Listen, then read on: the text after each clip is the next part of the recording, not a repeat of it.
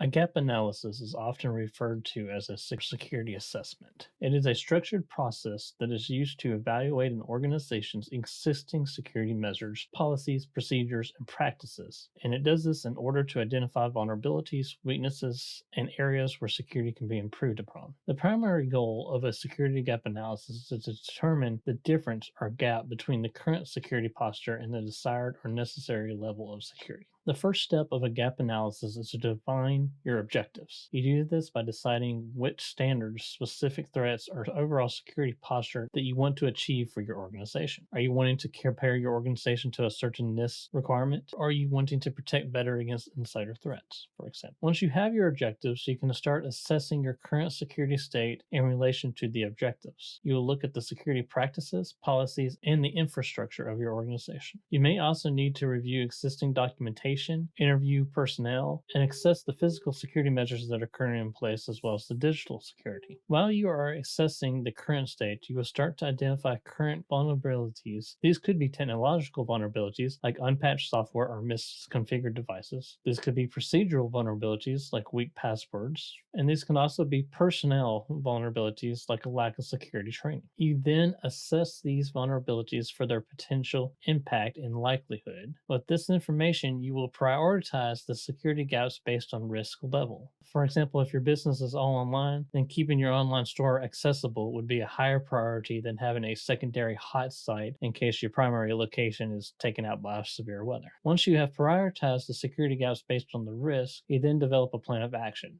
This will outline the steps needed to address each security gap. If a gap with a low enough risk for your business is identified, then you will document the compensating measures that are in place instead of actually filling that gap.